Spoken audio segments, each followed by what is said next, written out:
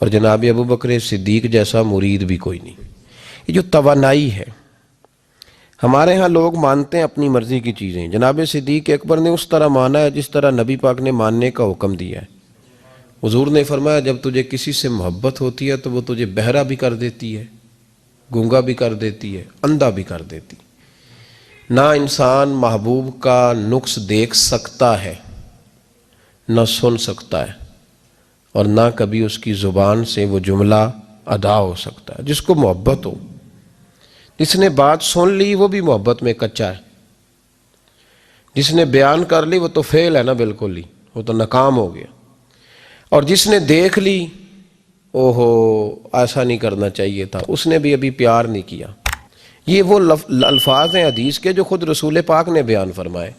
نبی پاک صلی اللہ علیہ وسلم نے فرمایا محبت آدمی کو اندھا بھی کر دیتی ہے، بہرا بھی کر دیتی ہے، گونگا بھی کر دیتی ہے۔ جب محبت ہوتی ہے تو پھر انسان کو کوئی ایسی چیز نظر، ابو جہل نے محبوب پاک علیہ السلام سے کہا معاذ اللہ مجھے تو آپ کی طرح کا شخص کوئی نظر ہی نہیں آتا، یعنی اس نے کمزور لفظوں میں کہا۔ حضرت صدیق اکبر حضور کے سامنے کھڑے ہوئے تو کہنے لگے محبوب تیرے جیسا حسین نظر کوئی نہیں آتا۔ اب اس کے پاس چونکہ بغض تھا تو اپنے لفظوں میں بات کر رہا تھا، اس کی جو دل کی بات تھی وہ الفاظ بن کے آ چکی تھی۔ حضرت صدیق اکبر کے دل میں محبت تھی تو وہ اپنے لفظوں میں بات کر رہے، اپنے جملوں میں اس کا اظہار کر رہے۔ یاد رکھیے گا انہوں نے اس طرح محبت کی جس طرح محبت کرنے کا حق ہوتا، یعنی ہر چیز ہی، مال بھی دے دیا، اولاد بھی دے دی، سارے بچے نبی پاک کی غلامی پہ لگا دیے، غلام بھی سارے حضور کے پیچھے لگا دیے، بس نبی پاک کی ڈیوٹی کرنی ہے۔ ہزاروں دینار کا نقصان اٹھایا لیکن نبی پاک صلی اللہ علیہ وسلم کی غلامی پر ہر چیز کو ترجیح دی۔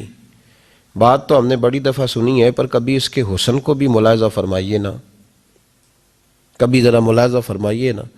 لوگ پیار کرتے ہیں، محبت کا دعویٰ کرتے ہیں لیکن کہتے ہیں بھئی رستے رستے کی محبت ہے، یہاں مجھے 5,000 کا نقصان ہو رہا ہے، یہاں نہیں میں محبت کر سکتا۔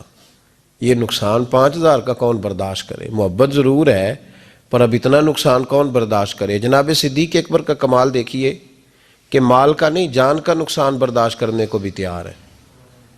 کچھ لوگ ایسے ہوتے ہیں کہتے ہیں آگے خطرہ ہے تو ہمیں نہیں جانا چاہیے۔ غار ثور میں جب نبی پاک صلی اللہ علیہ وسلم کو لے کے پہنچے نا حضرت صدیق اکبر، 5,413 فٹ اونچی غار ہے، جب حضور ذرا سا چلے تو قدموں کو تکلیف ہوئی تو عرض کرنے لگے حضور آپ میرے کندھوں پہ بیٹھ جائیں۔ پباں پار قدم نہیں لاؤندا تے سور پہاڑ تے چڑھیا جاندا، او پیا جاندا دے یار نبی دا، اے اصلی دلدار نبی دا۔ حضور کو لے گئے اور جب غار ثور پہ پہنچے تو کہنے لگے حضور مجھے اندر خطرہ لگتا ہے، آپ ٹھہریں پہلے میں جاتا ہوں، پہلے میں جاتا ہوں۔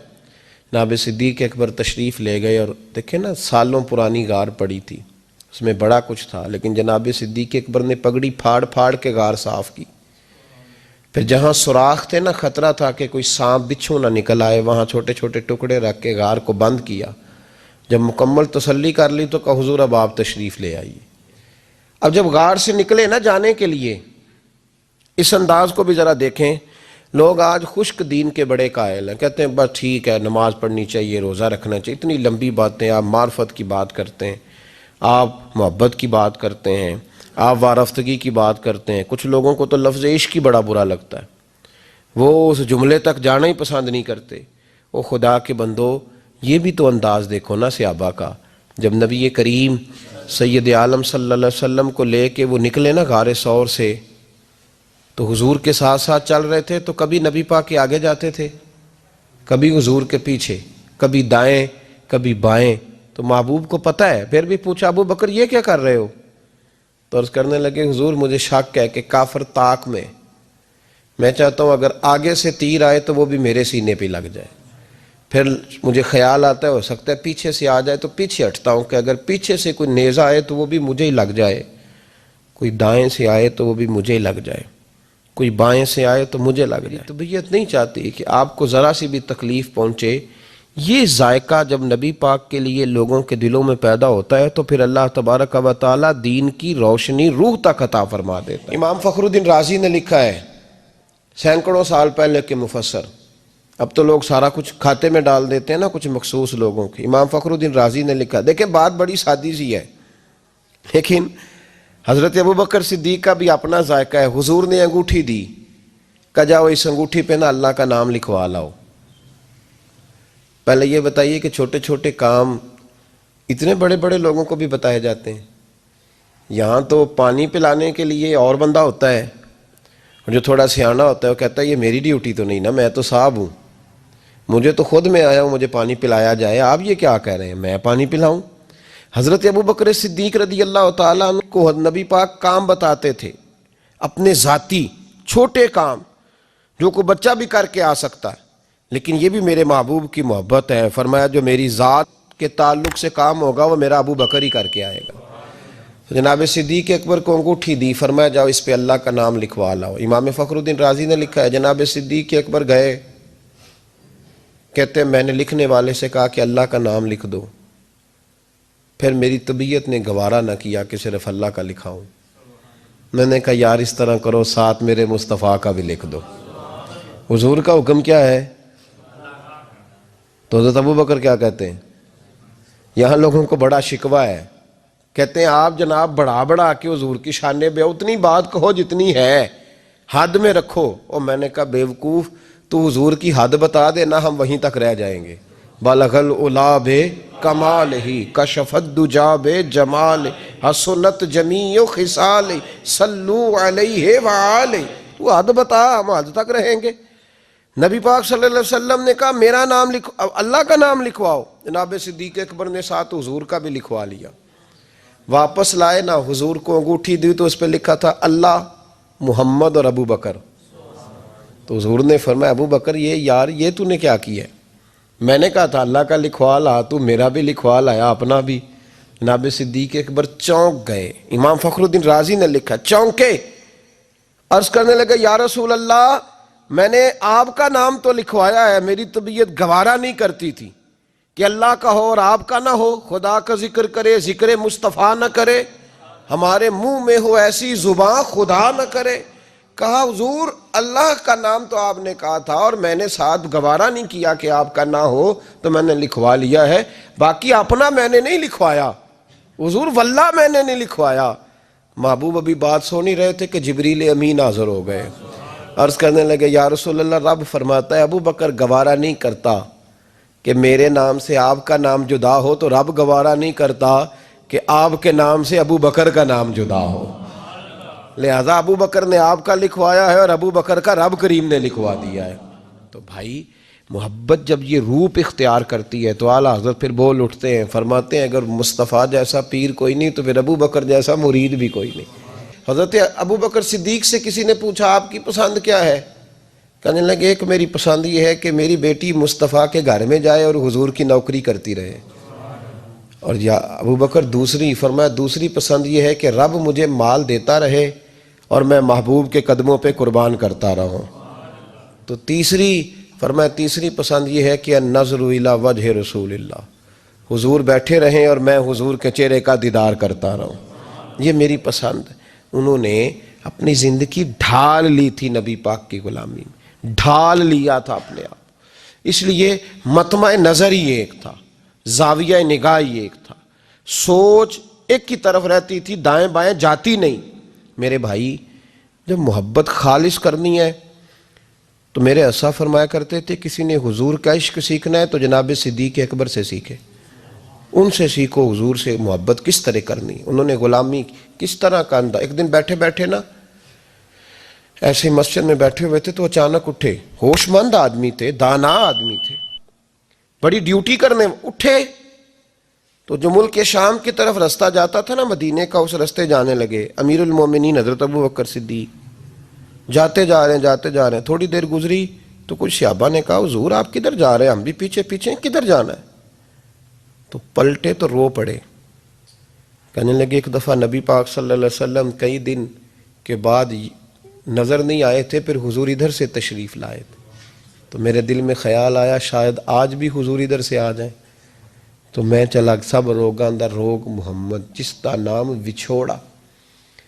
کہا میں جب بہت علیل ہوئے نا حضرت صدیق اکبر, تو جناب عمر فاروق رضی اللہ تعالیٰ انہوں نے ایک طبیب بلایا ملک شام سے. کہا اسے دیکھو تو صحیح, روز بروز کمزور ہوتے جا رہے ہیں.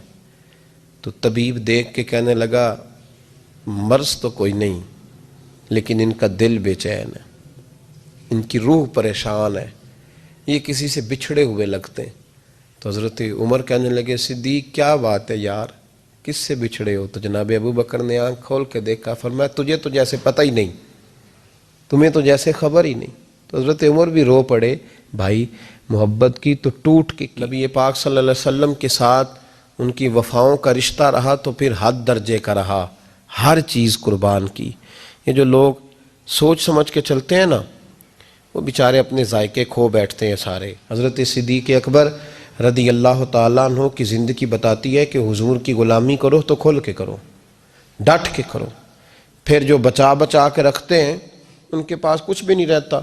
خود محبوب پاک صلی اللہ علیہ وسلم نے فرمایا حضرت اسماء بنت ابی بکر صدیق سے، فرمایا رب کے رستے میں جب دے تو گن گن کے نہ دیا کر، ورنہ وہ بھی تجھے گن گن کے ہی دے گا، اور کوئی چیز بچا کے نہ رکھ، اس کے رستے میں بے حساب دے، وہ بھی تجھے بے حساب ہی عطا فرمائے گا۔ ہم محبت میں بھی کنجوسی کرتے ہیں، سوچ سمجھ کے تھوڑی سی، تو وہ کس طرح کی محبت ہے جس میں بندہ سوچ رہا ہے، غور کر رہا ہے، ارادہ کر رہا ہے، تیاری کر رہا ہے، دیکھ رہا ہے، پرکھ رہا ہے، وہ کیسے آگے بڑھے گا؟ غلامی تو غلامی ہوتی ہے، غلاموں کی سوچیں اپنی نہیں ہوتی، سوچیں بھی غلام ہوتی ہیں۔ غلام جو ہوتے ہیں وہ اپنے محبوب کی رضا کی طرف توجہ رکھتے ہیں، دائیں بائیں لوٹ کر پلٹ کر ان کا مزاج نہیں ہوتا۔ حضرت ابو بکر صدیق رضی اللہ تعالیٰ عنہ نے محبوب پاک سید عالم صلی اللہ علیہ وسلم کی غلامی کی، ہر لحاظ سے کی، ہر وقت کی، ہر طریقے سے کی۔ امت مسلمہ اگر غلامی کا طریقہ سیکھے گی تو جناب صدیق اکبر سے سیکھے گی۔ حضرت صدیق اکبر بتلائیں گے کہ محبوب کریم سید عالم صلی اللہ علیہ وسلم کی غلامی کس طرح کرنی ہے۔ جب رات تھی نا بدر کی، تو کافروں کا سب سے بڑا نشانہ یہ تھا کسی طرح حضور کو شہید کیا جائے۔ وہ پورا فوکس کیے ہوئے تھے کہ نبی پاک صلی اللہ علیہ وسلم کو شہید کرنا، پوری توجہ تھی۔ تو صحابہ کہتے ہیں کہ ہم نے ارادہ کیا کہ حضور کے لیے علیحدہ سے ایک خیمہ بنایا جائے، چھپر بنایا جائے۔ حضور کے لیے وہ ہم نے چھپر بنا دیا، محبوب اس کے اندر قیام کرنے لگے۔ اب خیال یہ تھا کہ یہاں ڈیوٹی کون کرے گا، ڈیوٹی کون کرے گا، یہاں کون ٹھہرے گا، یہاں یہ بڑے خطرے والی جگہ ہے، یہاں کون ٹھہرے گا؟ فرماتے ہیں جب گفتگو ہونے لگی تو جناب صدیق اکبر فٹافٹ بولے، کہنے لگے تمہیں ضرورت کیا ہے انتخاب کرنے کی؟ میں جو ہوں، جب تک میں موجود ہوں کسی کافر کی جرت نہیں مصطفیٰ کے خیمے کی طرف بھی دیکھ سکے، طاقت ہی نہیں۔ وہ آگے بڑھ کے ان جگہوں کا انتخاب کرتے، اس طرف ان کی توجہ رہتی۔ میرے محبوب پاک علیہ الصلوۃ والسلام ان پر اعتماد کرتے۔ 17 نمازیں نبی پاک نے جناب صدیق اکبر کے پیچھے ادا فرمائی، 17 نماز۔ اور جناب ابو بکر کا بھی یہ حال تھا۔ آج تو باہر کھڑے ہو کے سلام پڑھو تو کچھ لوگ کہتے ہیں سلام آپ پڑھ لیں، کھڑے کیوں ہوتے ہیں؟ کھڑے ہونے سے دقت ہونے لگی۔ میں نے کہا چلو بیٹھ کے پڑھ لو بھائی، اگر اتنی سی بات سے ہی آپ کو دشواری ہے۔ حضرت صدیق اکبر رضی اللہ تعالیٰ عنہ نماز پڑھا رہے تھے، محبوب پاک سید عالم صلی اللہ علیہ وسلم تشریف لے آئے، حضور ایک صلح کے لیے گئے، فرمایا مجھے دیر ہو گئی تو کسی کو ابو بکر سے کہنا نماز پڑھا لے۔ تو کہتے ہیں حضور کو دیر ہو گئی، جناب بلال نے اقامت کہی تو حضرت صدیق اکبر مصلی پہ کھڑے ہو گئے۔ ابھی 2 ہی رکعتیں پڑی تھی کہ حضور تشریف لے آئے۔ جس جس صف سے حضور گزرتے رہے صحابہ رستہ چھوڑتے رہے۔ دوران نماز ہی محبوب پہلی صف کے قریب